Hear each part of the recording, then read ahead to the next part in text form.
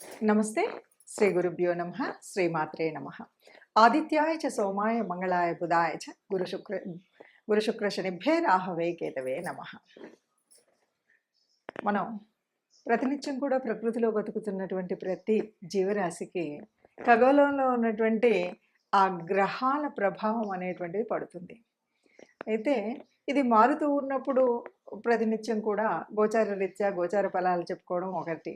ఇది కాకుండా మనకి ఈ గ్రహాల మార్పు అనేక రకాలుగా ఉంటాయి. ఒక్కొక్కసారి కొన్ని గ్రహాలు వెనక్కి వెళ్ళడం అంటే వక్రగతి అంటాం. ఈ వక్రగతి దగ్గరికి వచ్చేసరికి వాటి వల్ల ఫలితాలు మారుతూ ఉంటాయి. అలా ఈ వక్రగతిగా వెళ్ళడము అనేటువంటివి ఎలా ఉంటుంది అంటే, నిజం చెప్పాలంటే మనకున్న గ్రహాల్లో సూర్యచంద్రులు ఇద్దరికీ అసలు వక్రగతి ఎప్పుడూ ఉండదు. రాహుకేతువుల్ని గనక తీసుకున్నట్టయితే ఎప్పుడూ వక్రగతిలోనే ఉంటారు.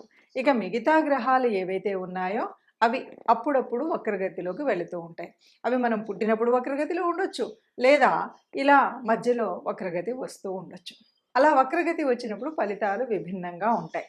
అలా ఆలోచించినప్పుడు మనకు ప్రస్తుతం శని వక్రగతిలో నడుస్తుంది. అదేవిధంగా 2024 ఆగస్టు 6 నుండి 26 వరకు దాదాపుగా ఈ మధ్యకాలంలో బుధుడు వక్రిస్తున్నాడు. సరే, అన్ని గ్రహాలు వక్రిస్తున్నాయన్నారు కదా. ఇలా వక్రించినప్పుడు మరి ప్రత్యేకత ఏమిటి అని కనుక మనం అనుకున్నట్టయితే, బుధుడి యొక్క వక్రగతి అన్నప్పుడు పెద్ద తేడా ఏం లేదు. శని వక్రగతి అన్నప్పుడు పెద్ద తేడా లేదు. ఆ సమయం ఏదైతే వక్రగతి సమయం ఉందో అప్పుడు కొన్ని ఫలితాలు అయితే వస్తాయి. కానీ ఇప్పుడు ఈ 24 ఆగస్టులో జరుగుతున్నటువంటి ఆగస్టు 6 రోజు మారుతున్నటువంటి మార్పులో ఒక ప్రత్యేకత అయితే ఉంది అని చెప్పచ్చు. ఎప్పుడైనా సరే శనికి బుధుడికి ఒక సంబంధం ఏర్పడినప్పుడు ఒక యోగం ఏర్పడుతుంది. ఆ యోగాన్ని శశబుధ యోగం అంటారు. మరి శశబుధ యోగం ఇప్పుడు ఎలా ఉంది అంటే వక్రగతిలో 2 గ్రహాలు కూడా వక్రగతిలో ఉన్నప్పుడు జరుగుతుంది. ఇది ఒక ప్రత్యేకత. ఇక రెండవ ప్రత్యేకత ఏంటి అంటే, ఈ సంబంధం ఎలా ఏర్పడింది అంటే, బుధుడికి శని, శనికి బుధుడు ఇద్దరూ కూడా సమసప్తకాల్లో ఉన్నారు. ఇలా సమసప్తకాల్లో ఉన్నప్పుడు ఈ వక్రించినటువంటి 2 గ్రహాల యొక్క ఫలితం వల్ల మనకు జరిగేటువంటి ఈ యోగం ఏ రాశి వారికి ఎలా ఉంటుంది, ఎట్లా ఉంటుంది అసలు.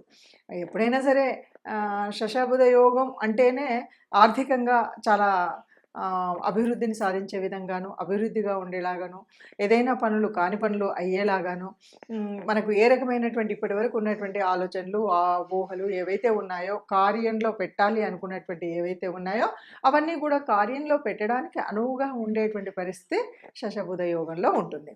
మరి అలాంటప్పుడు ఆ యోగంలో ఇప్పుడు ఏంటి ప్రత్యేకత అంటే, 2 గ్రహాలు కూడా వక్రించి ఉన్నాయి.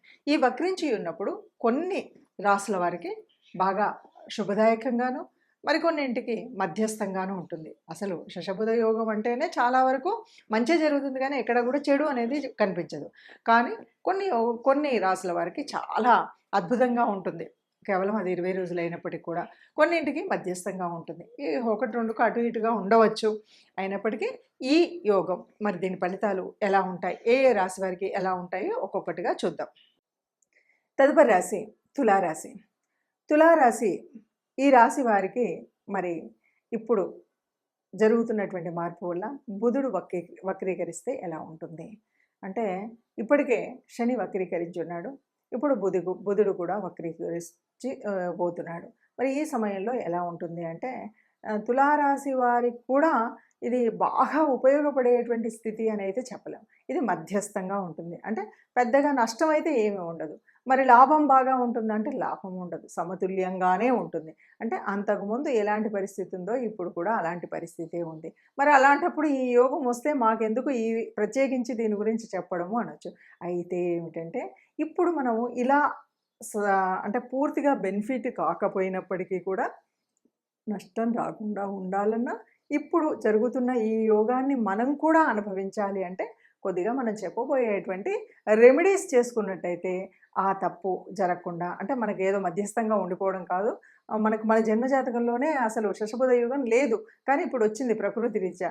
జరుగుతున్నటువంటి గ్రహాల మార్పు వల్ల. మరి ఈ వచ్చినటువంటి యోగాన్ని మనం ఒడిసి పట్టుకునేటువంటి మార్గం కోసం చూసేదే. ఈ మార్గం ఏమిటి అంటే చెప్పబోయేటువంటి రెమెడీస్ ఏవైతే ఉన్నాయో వాటిని చేసుకుంటే చాలు. చక్కగా ఎప్పుడు కూడా రామనామ జపం చేసుకున్నామంటే చాలు. ఏ ఇబ్బందులు లేకుండా ఆర్థిక పరంగా గానీ, ఆరోగ్యపరంగా గానీ, శారీరక పరంగా గానీ, మానసిక పరంగా గానీ ఇబ్బందులు లేకుండా గడపడం కోసం ఇది తప్పనిసరిగా చెప్పుకోవాలి. ఒక్కొక్క రాశికి ఈ విధంగా ఉంది అని మనం చూస్తూ ఉన్నాం కదా! ఇప్పుడు ఈ రాశికి ఇలా ఉంది అని చెప్పేటప్పుడు మరి ఇలాగే ఉంటుందా? దీనికి ఏం చేయాలి? ఎలా చేయాలి అంటే ఒకటి ఎవరికైనా సరే శశబుధ యోగం అనగానే ఇది మంచినిస్తుంది. కొన్నిసార్లు ఇవ్వకపోవచ్చు. అయితే ఇక్కడ ఒక్కొక్కసారి ఎలా ఉంటుందంటే మన జన్మజాతకంలో కూడా ఈ బుధుడు మంచి స్థానంలోను, శని మంచి స్థానంలో ఉండి వారికి ఆ యోగం ఉన్నట్టయితే ఇక్కడ ఫలితాలు చాలా అద్భుతంగా ఉంటాయి. ఇప్పుడు జరగబోయే ఈ 20 రోజుల్లో అద్భుతమైనటువంటి వారి అంటే ఫ్యూచర్ ప్లానింగ్‌కి మంచి ప్రణాళిక వేసుకోవడానికి చక్కటి కాలం. ఎందుకంటే బుధుడంటేనే ఆలోచనా శక్తి. ఆ ఆలోచనని కర్మరూపంలో పెట్టేటువంటి వాడు కర్మకారకుడు శని. మరి ఈ ఇద్దరి యొక్క యోగం వల్ల వచ్చేటువంటి స్థితిలో చక్కటి ఆలోచన, ప్రయోజనం ఉంటుంది. వాళ్ళకి కావాల్సినటువంటిది జరుగుతుంది. కానీ అలా అందరికీ ఉంటుందా అంటే అందరికీ మరి పుట్టుకతో ఆ యోగం ఉండకపోవచ్చు. మరి లేని వాళ్ళు ఇప్పుడు ఈ గ్రహరీత్యా జరుగుతున్నటువంటి మార్పుల వల్ల వచ్చినటువంటి ఈ యోగాన్ని ఒడిసిపెట్టేటువంటి ప్రయత్నం అయితే చేయాలి. ఎలా చేయాలి? ఏం చేయాలి అంటే అందరికీ ఈ యోగం యొక్క ఫలితం అయితే ఉంటుంది. వక్రగతిలో ఉన్నప్పుడు ఎవరికైతే ఈ బుధుడు గాని, శని గాని యోగకారకుడు కానటువంటి గ్రహాలు ఉన్నాయో వాళ్ళకి పనిచేస్తుంది. అంతేకాదు ఎవరికైతే అంటే శనికి సంబంధించినటువంటి రాసులు ఏవైతే ఉన్నాయో వాటిల్లో పనిచేస్తుంది. అట్లాగే బుధుడు అంటే ఇప్పుడు ఇది జరుగుతున్నటువంటిది ఎక్కడ జరుగుతుంది అంటే సింహం నుండి కర్కాటకం వక్ర దశలో కదా, అక్కడ కూడా కుంభం నుండి మకరం వైపు వెళ్తున్నటువంటి దిశ శనిది. సో ఈ నలుగురికి కూడా అద్భుతంగా ఉంటుంది. అంతేకాదు బుధుడికి మరి ఈ ధనుర్రాశిలోను మీనరాశిలోను ఈ 2 రాశులలో కూడా అద్భుతమైనటువంటి ఫలితం ఉంటుంది. ఎందుకంటే ఇక్కడ కోణాధిపత్యం ఉన్నటువంటి ఇది అవ్వడం వల్ల వీళ్ళకి ఈ రాశుల వారికి చాలా అద్భుతమైనటువంటి ఫలితం అయితే ఉంటుంది. మరి వీళ్ళు కాకుండా మిగతా వాళ్ళకి అందరికీ ఎలా ఉంటుంది అని మనం చెప్పుకున్నాం కాబట్టి దీనికి తప్పనిసరిగా మనకేం కావాలి? ఒకవేళ అలా ఉన్నా మనకి మంచి రెమెడీ కావాలి. అంటే ఒకవేళ ఈ 20 రోజులలో మనం చేయాల్సినటువంటి పనేముంది?